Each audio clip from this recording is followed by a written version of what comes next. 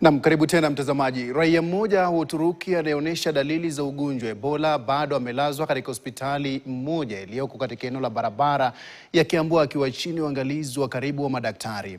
Leo hii taharuki ilitanda katika hospitali hiyo huku maafisa wakuu wa afya hospitalini humo wakifanya vikao vya dharura kujadili kisa hicho kinachoshukiwa kuwa cha Ebola. Polisi wanasema walifika hospitalini humo baada ya mgonjwa huyo kudaiwa kukosa ushirikiano na kupinga juhudi za kulazwa. Mwandishi wetu Haman Kamariki ana taarifa hiyo kwa kina. Huku zaidi ya vifo 220 vinavyohusishwa na visa vinavyoshukiwa au kuthibitishwa kuwa vya Ebola vikiripotiwa hadi sasa, hii leo hofu ilitawala katika hospitali ya AAR iliyoko kwenye barabara ya Kiambu baada ya raia mmoja wa Uturuki anayeonyesha dalili zinazofanana na za Ebola kulazwa katika hospitali hiyo hapo jana. Kulingana na ripoti ya polisi, mgonjwa huo alifika hospitalini mwendo wa usiku akitafuta huduma za matibabu.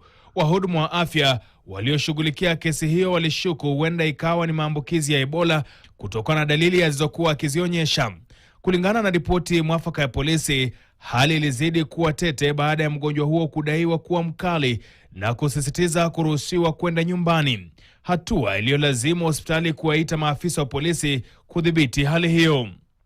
Juhudi za KTN kupata taarifa kuhusu hali ya mgonjwa huo ziligonga mwamba baada ya usimamizi wa hospitali hiyo AAR kukataa kuzungumzia kisa hicho. Uongozi huo ulisisitiza kwamba masuala yanayohusishwa na Ebola ni nyeti na kwamba ni serikali pekee iliyo na mamlaka ya kutoa taarifa rasmi kuhusu ugonjwa huo. Mlipuko wa Ebola ulioanza mwezi Mei mwaka 2026 nchini Jamhuri ya Kidemokrasia ya Kongo na nchi jirani ya Uganda umezua wasiwasi mkubwa katika ukanda huu. Shirika la Afya Duniani WHO linaendelea kufuatilia mamia ya visa vinavyoshukiwa pamoja na zaidi ya vifo 200 vinavyohusishwa na ugonjwa wa Ebola.